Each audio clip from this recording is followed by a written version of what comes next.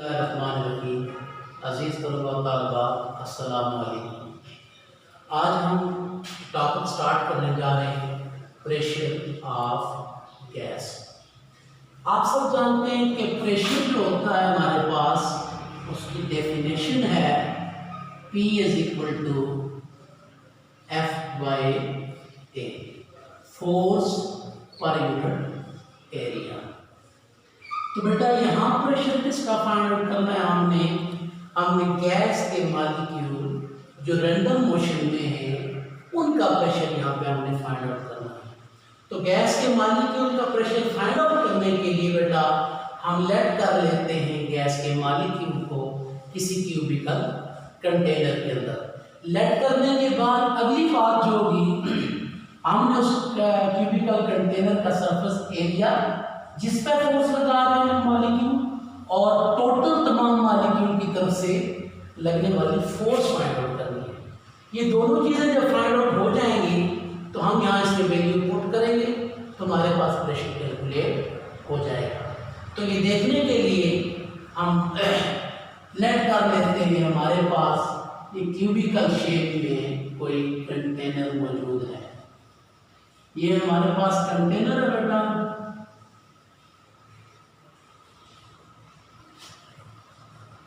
Cubical shape में container की खास बात ये होती है कि उसकी लेंथ, वेट और हाइट ऑलमोस्ट क्या होती है, ऑलमोस्ट एग्जैक्टली क्या होती है, सेम होती है। हमने ये क्यूबिकल शेप का कंटेनर ले लिया बेटा, जिसकी लेंथ भी हम लेट कर लेते हैं L है, विड्थ भी लेट कर लेते हैं L है और हाइट भी लेट कर लेते हैं L है।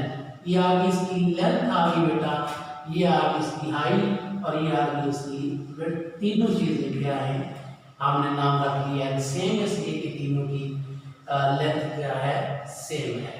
तो इसका मतलब ये हो गया कि यहाँ पे इसके किसी फेस का जो एरिया आ जाएगा वो आ जाएगा बेटा हमारे पास किसके इक्वल, L स्क्वायर के इक्वल, और वॉल्यूम आ जाएगा हमारे पास L क्यूब के इक्वल। इसका मतलब है हमने एरिया की वैल्यू तो फाइंड आउट कर ली, अब हमारे पास जो मसला रहता है वो है इसका प्रेशर का। अब अगर हमारे पास प्रेशर की वैल्यू भी आ जाए, और सही अब हमारे पास मसला रहता है फोर्स का, फोर्स की वैल्यू भी आ जाए तो हम पुट करके क्या निकाल लेंगे, प्रेशर निकाल लेंगे।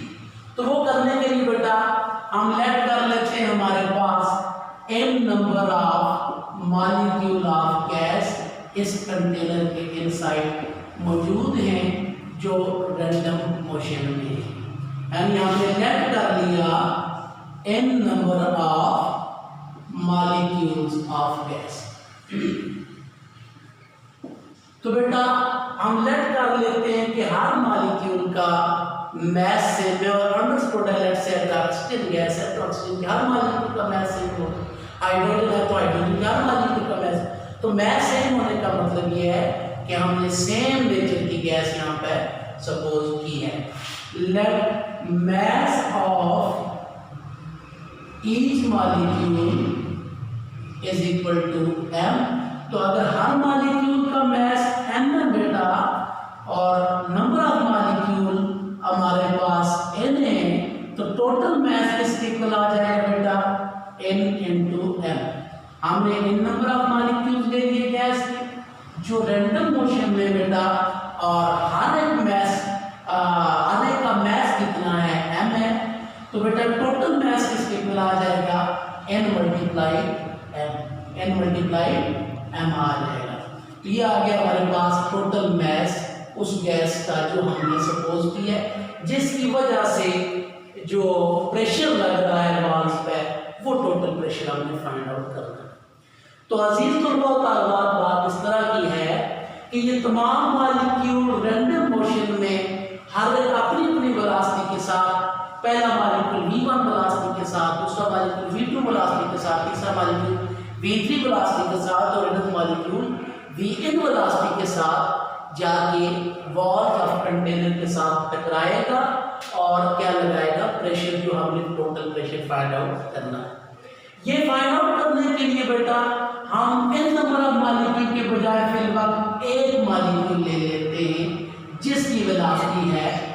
लेट्स से v1 वेलोसिटी है। हम एक मॉलिक्यूल की वजह से पहले फोर्स फाइंड आउट करेंगे, फिर बेटा इन नंबर ऑफ मॉलिक्यूल की फोर्स निकालनी हमारे लिए क्या हो जाएगी, आसान हो जाएगी। और टोटल फोर्स की जब वैल्यू इसमें पुट करेंगे तुम्हारे पास प्रेशर आसानी से हम निकालने में कामयाब हो जाएंगे। तो हमने क्या किया बेटा, इन नंबर ऑफ मॉलिक्यूल में से एक मॉलिक्यूल ले लिया जिसकी वेलोसिटी क्या है v1। सेकंड मॉलिक्यूल अगर होगा तो उसकी वेलोसिटी क्या होगी v2। थर्ड मॉलिक्यूल होगा उसकी वेलोसिटी क्या होगी v3। अब दूसरा, तो हमने फर्स्ट मॉलिक्यूल जिसकी वेलोसिटी v1 है, और आपको पता है वेक्टर फॉर्म में वेलोसिटी v1 को हम कैसे लिखेंगे।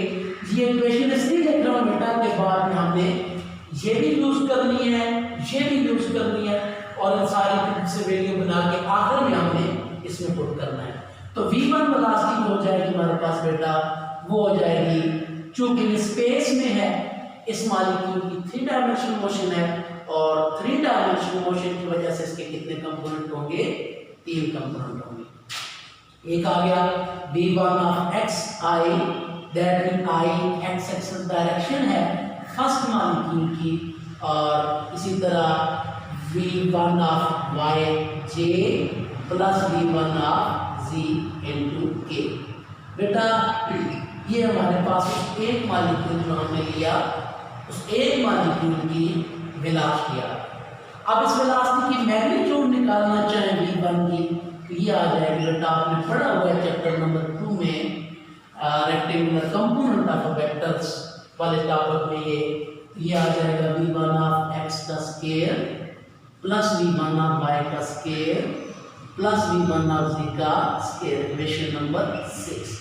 ये बिल तरतीब इक्वेशंस को ज़हन में रखिएगा। ओके बेटा, हमने जो किया, हमने एक मॉलिक्यूल लिया, उसकी स्पेस में मूव कर रहा 3 डायमेंशनल मोशन है, उस 3 डायमेंशनल मोशन के 3 कंपोनेंट को उसकी वेलोसिटी की, उन तीनों कंपोनेंट की शक्ल में वेलोसिटी लिखी, और तीनों कंपोनेंट की शक्ल में वेलोसिटी की मैग्नीट्यूड भी हमने यहाँ पे लिखा। अब बेटा ये मॉलिक्यूल, इस मॉलिक्यूल की मोशन 3 डायमेंशनल है, हम इसमें से लेट कर लेते हैं 1 डायमेंशनल मोशन, एक कंपोनेंट ले लेते हैं। उस एक कंपोनेंट की वजह से, उस एक कंपोनेंट की वेलोसिटी के एक कंपोनेंट की वजह से जो फोर्स लग रही है पहले वो फाइंड आउट करेंगे, फिर उसकी तीनों कंपोनेंट की फोर्स को फाइंड आउट करने के लिए हमारे लिए आसानी हो जाएगी। तो हमने ये बड़ा इंपॉर्टेंट पॉइंट है बेटा कि हमने इस मॉलिक्यूल की क्या कर लिया, 3 डायमेंशनल मोशन है, इस 3 डायमेंशनल मोशन में वेलोसिटी v1 है, उस वेलोसिटी का हमने एक कंपोनेंट ले लिया v1 ऑफ x, यानी ये पार्टिकल का एक कंपोनेंट ले लिया हमने v1 of x। x component की वजह से इस फेस के ऊपर कितनी जाके फोर्स लगाएगा ये हम आसानी से कैलकुलेट कर लेंगे। एक कंपोनेंट की अगर फोर्स निकल आएगी बेटा, तो तीनों कंपोनेंट की फोर्स निकालनी हमारे लिए फिर क्या हो जाएगी आसान। तीनों की जब निकलेगी तो एक पार्टिकल की टोटल फोर्स निकलेगी, फिर एक पार्टिकल में इसी तरह फिर दूसरे की निकालेंगे, फिर तीसरे की निकालेंगे हम, फिर आप दूसरा मिनट की टोटल फोर्स जब निकलेगी उसको हम किस में पुट कर देंगे, प्रेशर वाली इक्वेशन में पुट कर देंगे। तो बेटा ये पार्टिकल इनिशियल वेलोसिटी v1 के साथ हैविंग मास m जाके टकरा रहा है इस फेस के साथ, और लेट कर लेते हैं इस फेस पर ये पार्टिकल जाके लगाता है फोर्स F1 ऑफ x।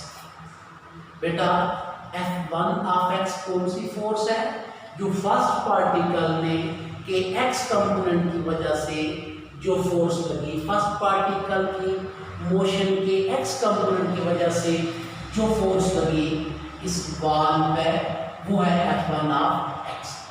अब हम F1 ऑफ x कैसे, यहाँ बड़ा टेक्निकल पॉइंट है बेटा, F1 ऑफ x कैसे फाइंड आउट करेंगे। बेटा जितनी फोर्स इस पार्टिकल ने जाके किस पे लगाई है, बॉल पे, उतनी फोर्स क्या कर रही है, रिएक्शन के तौर पे बॉल भी लगा रही है पार्टिकल पे, और वो फोर्स है बेटा F1 ऑफ x प्राइम। वो कौन सी फोर्स है, F1 of x prime. F1 of x कौन सी फोर्स है बेटा, वो फोर्स जो पार्टिकल ने जाके लगाई किस पे, वॉल पे। और F1 ऑफ x प्राइम कौन सी फोर्स है, वो फोर्स है जो वाल ने लगाई इस पे पार्टिकल पे। अब अगर हम ये निकाल लेंगे फोर्स, तो ये दोनों फोर्सेस इक्वल हैं, यहां से ये निकालने भी आसान हो जाएगा। कौन से F1 ऑफ x।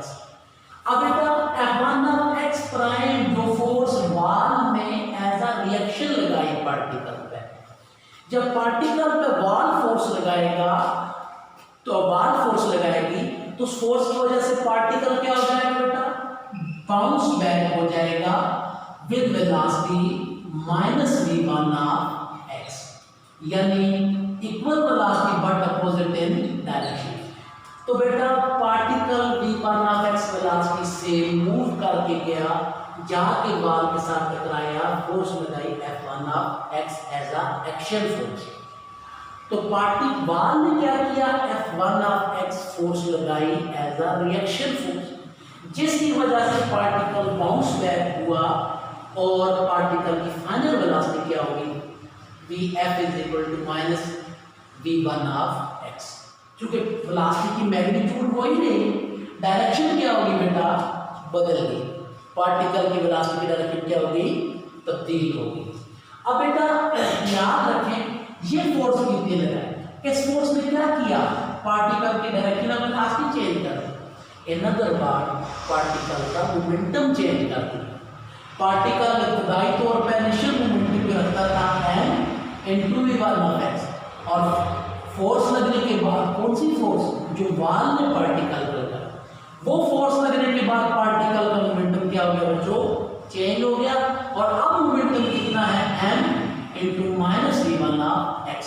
तो लिहाजा बेटा हम जा रहे हैं ये फोर्स बता लीजिएगा, तो बेटा हम जा रहे हैं F1 ऑफ x प्राइम, बल्कि let F1 of x prime is the force exerted by wall on particle, then according to Newton's second law in terms of motion, in terms of momentum सारी कितनी हो जाएगी ये force, तो बेटा F1 of x prime जो force है ये हो जाएगी बेटा हमारे पास time rate of change of momentum, time rate of change of momentum. Equation number हो जाएगी ये 7। तो बेटा वो फोर्स जो वाल ने पार्टिकल पे लगाई, जिसकी वजह से पार्टिकल का मोमेंटम चेंज हुआ, वो फोर्स कितनी होगी according to Newton second law in terms of momentum, F1 of x prime is equal to del p by del of t। So हमने यहाँ पे डेल p की वैल्यू निकाल ली और फिर हमने इसकी निकालनी है वैल्यू यहाँ पे डेल t की वैल्यू निकालनी है। तो बेटा डेल p की वैल्यू, डेल p के लिए बेटा डेल p होता है हमारे पास final momentum minus initial momentum. Del p होगा हमारे पास final momentum minus initial momentum, change है मोमेंटम ऑफ द पार्टिकल में। फाइनल मोमेंटम हो जाएगा बेटा m into minus T v1 of x के, बल्कि हम यहाँ पर डायरेक्ट वेलोसिटी की शक्ल में लिख देते हैं m into V minus m into V I. बेटा यहाँ पर मैंने आपको दिखाया था वी आई किसके इक्वल है, v1 ऑफ x के, और vf किसके इक्वल है, माइनस v1 ऑफ x के। तो पुट कर दें vf की जगह ये वैल्यू बेटा और vi की जगह ये वैल्यू पुट कर दें, तो डेल p आ जाएगा हमारे पास m into minus v1 of x minus m into v1 of x। तो बेटा ये माइनस बाहर आ जाएगा, तो डेल p आ जाएगा हमारे पास minus m v1 of x minus m v1 of x। तो बेटा ये minus v1 of x minus v1 of x, तो ये हो जाएगा बेटा minus 2m v1 of x। Del p की वैल्यू क्या हो जाएगी -2m_v1/x इक्वेशन नंबर 8। तो इस तरह बेटा हमें वो फोर्स जो वॉल में पार्टिकल पे लगाई थी, इस फेज में पार्टिकल पे लगाई थी, उस फोर्स के लिए हमें चाहिए था डेल पी और डेल टी F1/x प्राइम के लिए। डेल पी की वैल्यू हमने ये निकाल ली, एक बार दोबारा देख लें। डेल पी होगा P F minus P I. तो बेटा पी एफ की जगह ये वैल्यू आ गई पी आई, बी एफ की जगह ये वैल्यू आ गई, बी आई की जगह ये वैल्यू आ गई v1/x। नजर सही आ रहा सर? लिखा होगी नजर आ रहा है? ये नजर आ रहा सही? ठीक है, ये पी आई बात सही नजर आ रहा है। अच्छा, तो माइनस बाहर ले आया बेटा यहाँ से, और ये माइनस इस तरह से, तो mv1/x माइनस mv1/x तो क्या हो गया बच्चों? ये -2mv1/x हो गया। तो इस तरह से डेल टी की वैल्यू हमने निकाल ली इक्वेशन नंबर 8 में। अब हम डेल टी की वैल्यू निकालें। तो डेल टी के लिए फर्स्ट ईयर के चैप्टर 3 में भी आपने पढ़ा और 9th में भी आपने पढ़ा होगा S = VT। तो यहां से बेटा T किसके इक्वल हो जाता है? T हो जाता है S/V। तो बेटा इस केस के लिए टाइम की जगह हम क्या लिख देंगे? T की जगह डेल टी S। अच्छा, एक मिनट के लिए यहां से रुक जाए। इसको इक्वेशन नंबर 9 कह लें, इसको इक्वेशन नंबर 9 कह लें। टी की जगह यहां पर क्या हो जाएगा बेटा? Del T S. एस कौन सा डिस्टेंस यहां पार्टिकल ने कवर किया बेटा? वो डिस्टेंस जो दो कंडक्टर कोलाइजन के दरमियान है। दो कंडक्टर कोलाइजन कैसे हुए? यहां से पार्टिकल इस फेस से जाके यहां तक गया, कोलाइड करके मुड़ के वापस इस फेस तक आया, लिहाजा जाते हुए उसने कितना डिस्टेंस कवर किया बच्चों? L, और फिर वापस आते हुए कितना डिस्टेंस कवर किया? L। तो S हो जाएगा बेटा हमारे पास 2L, और V हो जाएगा हमारे पास बेटा V क्योंकि उसकी वेलोसिटी की मैग्नीट्यूड हो जाएगी। मैग्नीट्यूड कितनी है? v1/x। वापस आते हुए v1/x है, जाते हुए v1/x है। ये माइनस साइन शो करता है, उसकी क्या शो करता है बच्चों? डायरेक्शन को। माइनस साइन क्या शो करता है? डायरेक्शन को। ये हो जाएगा बच्चों -v1/x। इस तरह से सॉरी v1/x माइनस तो ये मैग्नीट्यूड लेते हैं, तो वेलोसिटी हो जाएगी v1/x। इस तरह से टाइम के लिए हमें क्या क्या चाहिए था? s हो गया हमारे पास क्या बच्चों? 2l, और v चाहिए, v क्या होगी? v1/x। पुट कर देंगे वैल्यू, तो टाइम की जगह डेल टी हो गया, और s की जगह 2l हो गया, और v की जगह v1/x हो गया। स्टॉप कर दो। तो बेटा डेल टी की वैल्यू क्या आ गई हमारे पास? 2l/v1/x। 2l s की जगह पुट कर दिया, और v की जगह क्या पुट कर दिया? v1/x। सो ये आ गई डेल टी की वैल्यू इक्वेशन नंबर 10 में, और इक्वेशन नंबर 8 में आ गई वैल्यू हमारे पास किसकी? डेल पी की। डेल पी की ये वैल्यू फ्रॉम इक्वेशन में, और डेल टी की ये वैल्यू फ्रॉम इक्वेशन 10 पुट कर देंगे इसमें इक्वेशन नंबर 7 में f1/x। तो बेटा putting the values from 9 and 10, putting the values from 9 and 10 in the equation 7, in the equation 7 वे है बेटा। 7 इक्वेशन पे जरा गौर करें। f1/x prime is equal del p का क्या लिख दिया? 2m_v1/x डिवाइड बाय 2l, और डेल टी का क्या लिख दिया? सॉरी डेल टी का क्या लिख दिया? 2l/v1/x। ये वैल्यू आ गई डेल पी की, और ये वैल्यू आ गई डेल टी। अब बेटा 2 से यहाँ कट गया, तो हमारे पास क्या बचा? v1/x prime. v1/x third term से फर्स्ट में चला गया, तो क्या बन गया? v1/x square. तो नेक्स्ट हो गया हमारे पास 2 से कट गया, तो m v1/x multiply this one v1/x, क्या हो गया? v1/x का स्केयर डिवाइडेड बाय क्या बच गया? l। ये आ गई हमारे पास इक्वेशन नंबर 11। सो इक्वेशन 11 में हमने वो फोर्स, उस फोर्स की वैल्यू फाइंड आउट कर ली जो फोर्स वॉल ने पार्टिकल पे, मॉलिक्यूल पे लगाई थी। Equation 11 shows the force exerted by wall on particle on molecule, and that is equal to f1 of x prime is equal to minus m(v1 of x square divided by l। अब हमारा target क्या था बच्चों? हमने वो force निकालनी थी जो पार्टिकल ने किस पे लगाई, जो पार्टिकल ने किस पे लगाई, वॉल पे लगाई, जो मॉलिक्यूल ने किस पे लगाई, वॉल पे लगाई। तो वो फोर्स फाइंड आउट करने के लिए बेटा न्यूटन थर्ड डाल रहे हैं। न्यूटन थर्ड चूंकि F1 ऑफ x फोर्स है, बल्कि लिख लें let F1 of x is the force exerted by molecule particle on wall as an action, and F1 of x prime is the force exerted by wall on particle as a reaction. Then according to Newton's third law of motion, f of x किसके इक्वल हो जाएगा, 1 of x किसके इक्वल हो जाएगा बेटा, minus f1 of x prime. f1 of x किसके इक्वल, f1 of x कौन सी फॉर्म बेटा भूलना नहीं है, जो पार्टिकल ने वॉल को, f1 of x प्राइम को से जो वॉल ने पार्टिकल, दोनों equal but opposite in value.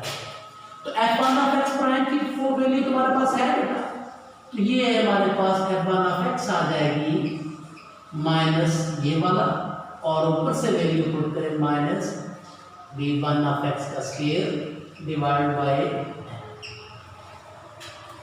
अब बेटा माइनस माइनस कैंसिल हो जाएगा, f1 of x हमारे पास आ जाएगा m v1 of x का square divide by l, equation number 12 लिखते नजर आ रहा है। अच्छा f1 of x आ गया हमारे पास m v1 of x square divide by l minus minus, तो लिखिए बेटा equation 12 shows the force exerted by molecule on first molecule moving along x-axis on wall. Equation 12 shows the force due to first particle, x component of the force due to first particle upon the wall। तो बेटा ये force हमने निकाल दी। तो ये कौन सी force है बेटा, फर्स्ट पार्टिकल की फोर्स का x कंपोनेंट। तो बेटा इसी तरह सेकंड पार्टिकल की फोर्स का x कंपोनेंट क्या हो जाएगा, फिर थर्ड पार्टिकल की फोर्स का x कंपोनेंट क्या हो जाएगा। तो बेटा सिमिलरली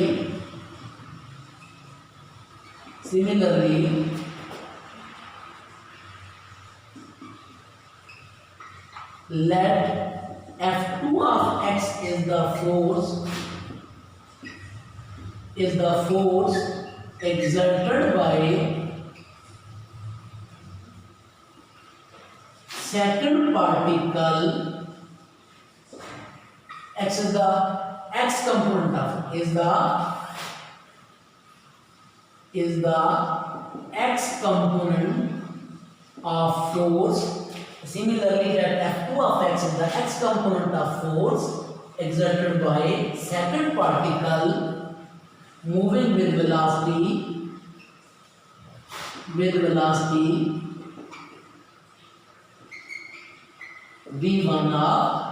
of x। then बेटा शायद ये आपको सही नजर ना आ रहा हो, दोबारा मैं पढ़ के डिटेल में आपको सुना देता हूँ। Similarly, let F2 of x is the x component of force exerted by second particle moving with velocity v2 of x। then तो फर्स्ट पार्टिकल की वेलोसिटी क्या थी, v1 of x, फोर्स कितनी लगाई, f1 of x। तो second कितनी, second का x component क्या होगा, तो बेटा सेकंड पार्टिकल के लिए ये हो जाएगा f2 of, सही पढ़ा जा रहा है, थोड़ा सा लंबा पड़ेगा, f2 of x हो जाएगा हमारे पास m v2 of x का square divided by l। Class में पढ़ने मसला नहीं है। अच्छा, इसी तरह बेटा f2 ऑफ x निकाल दिया, f3 ऑफ x किसके इक्वल हो जाएगा?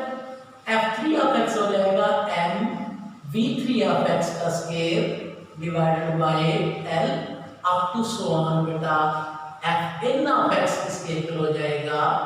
m vn ऑफ x का square divided by l।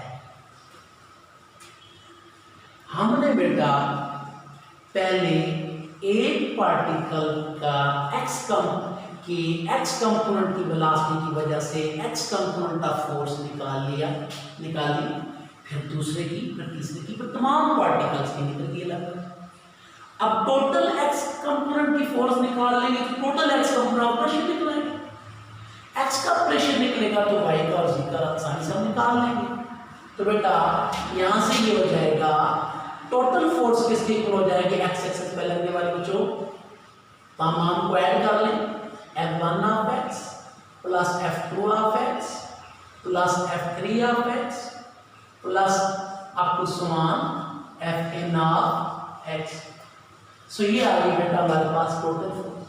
f1 of x की जगह उसकी वैल्यू पुट कर लें, f2 ऑफ x की जगह उसकी वैल्यू, f3 अप टू समान। तो बेटा f1 ऑफ x की वैल्यू क्या थी? f1 ऑफ x की वैल्यू हमारे पास m v1 ऑफ x का स्क्वायर यहां से डिवाइड बाय l, f2 की जगह m v2 of x square divide by l up to so on की जगह का मैं लास्ट की लिख देता हूं, f3 की भी लिखना m vn of x square divided by l। अब बेटा मैंने क्या किया? मैंने वैल्यूज पुट कर दिए 1 of x, f2 of x, up to समान fn ऑफ x।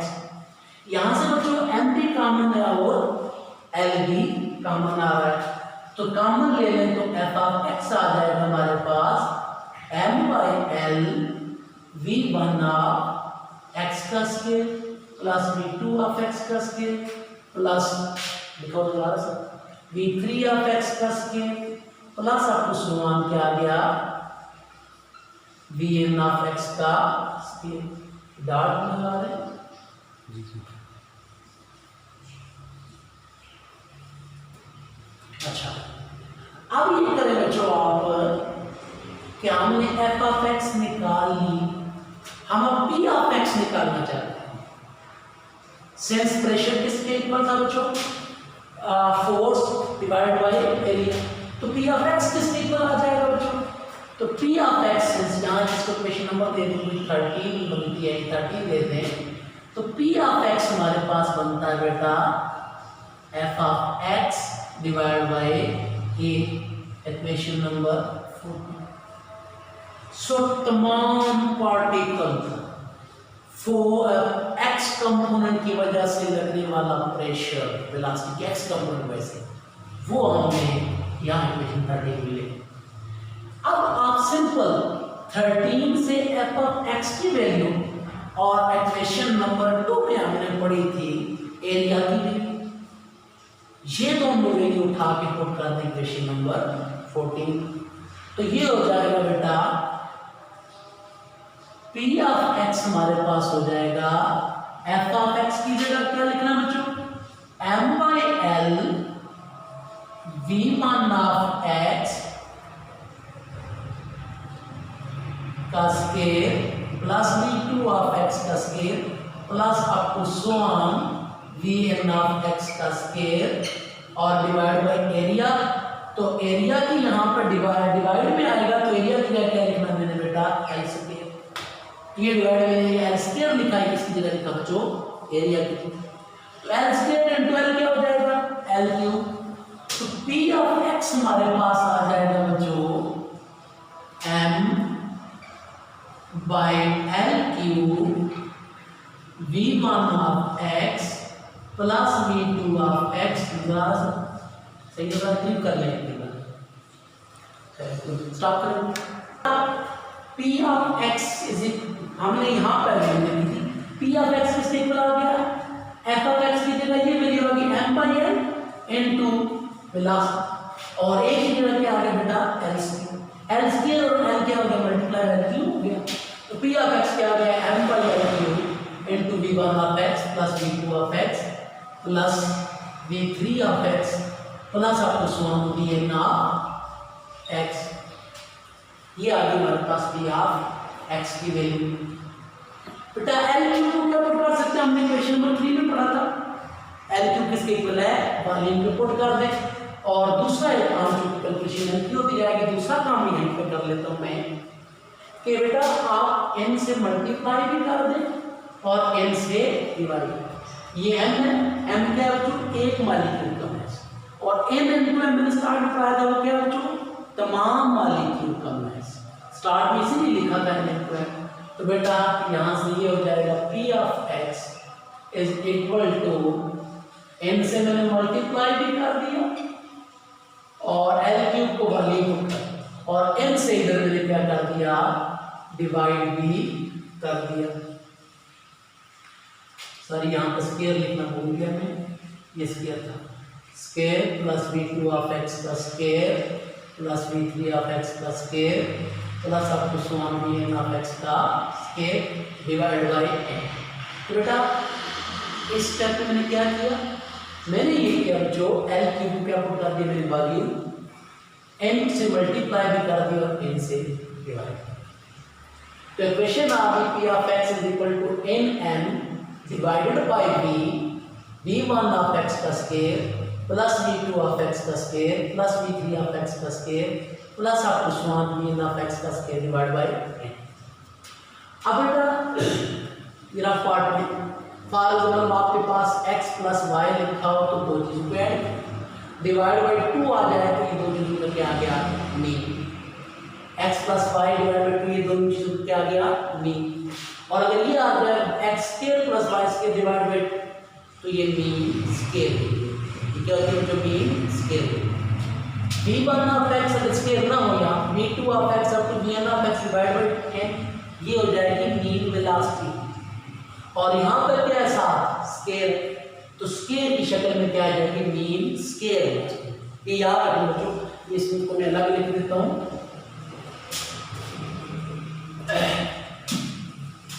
यहाँ से बच्चों ये हो जाएगा देखें v1 of x plus v2 of x plus up to so on vn of x divided by ये कौन सी वेलोसिटी होगी, मीन वेलोसिटी। और अगर एक स्केयर आ जाए तो ये कौन सी होगी, mean square.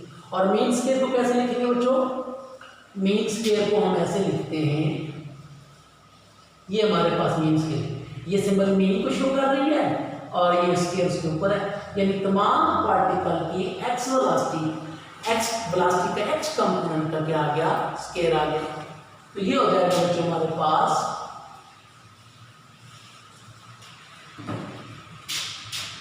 P of x is equal to n m by volume, और ये सारा क्या हो गया, मीन स्क्वायर वेलोसिटी, एवरेज का स्क्वायर, मीन स्क्वायर वेलोसिटी क्या गया बच्चों, ये इस सर्कल में क्या लिख दिया, mean square velocity.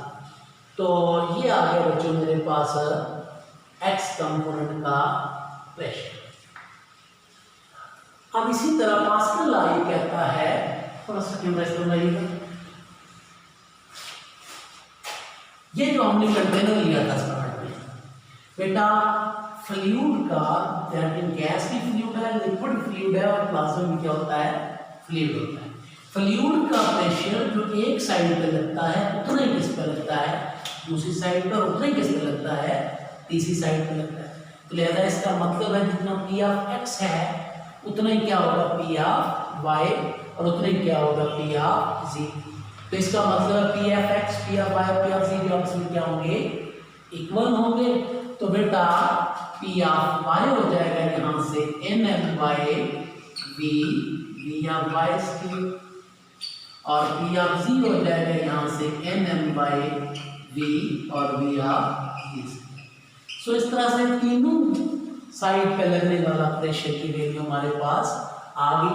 X component का pressure sorry P of x भी, पी ऑफ वाई भी और पी ऑफ जी।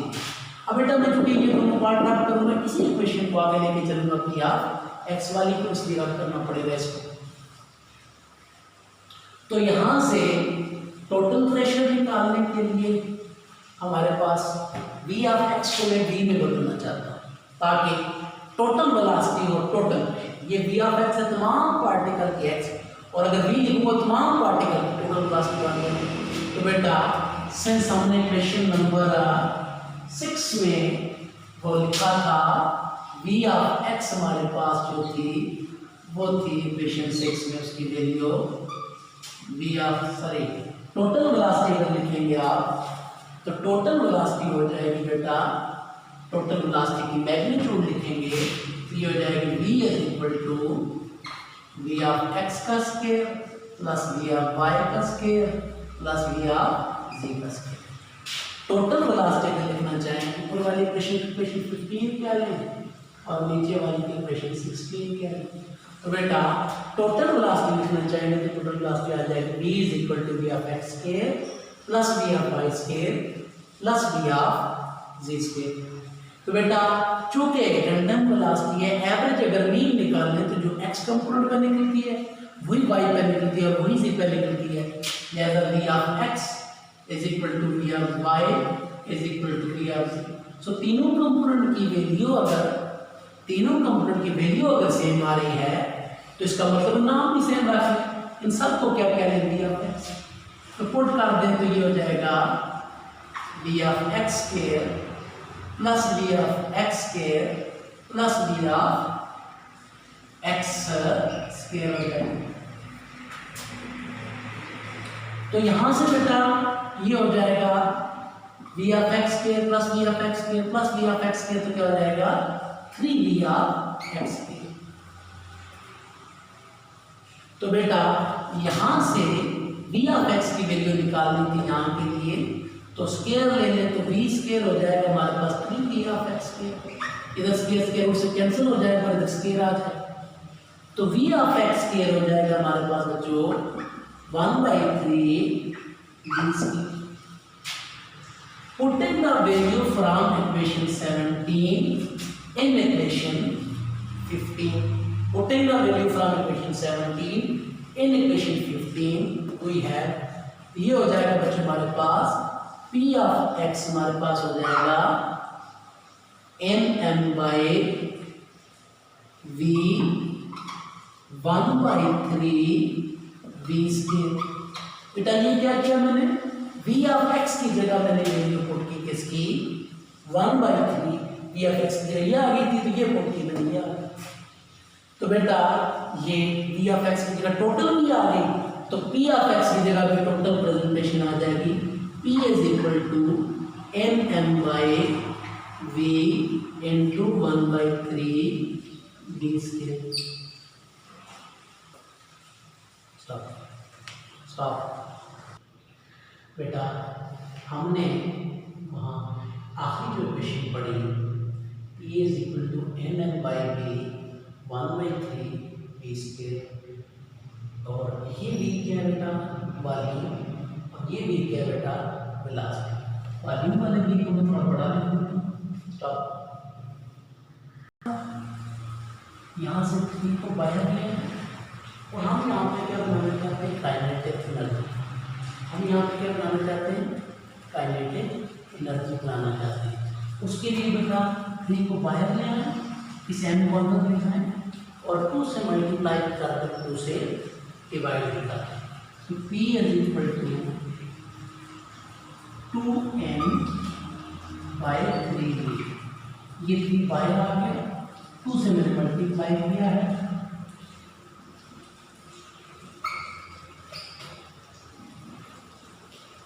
बेटा 2 से मल्टीप्लाई भी किया 2 से डिवाइड भी किया और मैंने क्या किया 3 को क्या कर दिया बाहर ले आया और यहाँ पे n को क्या किया मैं अंदर ले दिया। वेयर n क्या है बेटा number of total number of molecules v क्या है बेटा वॉल्यूम और हाफ एम स्क्वायर क्या है kinetic energy. Half m square क्या है बेटा काइनेटिक एनर्जी और बाहर क्या मतलब में that will mean kinetic energy. तो आप लिख सकते हैं ये इक्वेशन बेटा याद करना है ये बहुत इंपॉर्टेंट इक्वेशन है और उसको हमें बहुत ज़्यादा यूटिलाइज करना है। P is equal to 2L by 3V half mv square. P is equal to 2L by 3V half mv square. To give that बेटा 2L by 3V constant container का और नंबर ऑफ मालिक्यूल ये आ गया बेटा हमारे पास क्या average kinetic energy. ये आ गया आगे हमारे पास एवरेज काइनेटिक एनर्जी। तो इस तरह से बेटा आप कह सकते हैं ये दोनों कांस्टेंट रहेंगे। तो बेटा P डायरेक्टली प्रोपोर्शनल हो जाता है इसके मीन काइनेटिक एनर्जी के, प्रोवाइडेड दैट ये कंडीशन भी है बेटा, provided that n remain constant and v volume remain. ऐसे वॉल्यूम और प्रेशर का इन्वर्स रिलेशन है, आपने पढ़ा है बॉयल्स लॉ में। यहाँ वॉल्यूम को कांस्टेंट रख के अगर आप काइनेटिक एनर्जी चेंज करेंगे तो प्रेशर भी डायरेक्टली चेंज होगी, यानी वेलोसिटी बढ़ेगी तो कंटेनर की वॉल पर ज़्यादा फोर्स लगेगी, ज़्यादा फोर्स लगेगी तो प्रेशर ज़्यादा होगा, बशर्ते कि पिस्टन फिक्स हो, पिस्टन मूवेबल ना हो, वॉल्यूम क्या हो कांस्टेंट हो। कांस्टेंट वॉल्यूम हो, नंबर ऑफ मॉलिक्यूल भी क्या हो कांस्टेंट हो, तब प्रेशर डायरेक्टली प्रोपोर्शनल है एवरेज काइनेटिक एनर्जी के। तो बेटा इसका मतलब है आप कह सकते हैं, ये क्वेश्चन बनता है शो दैट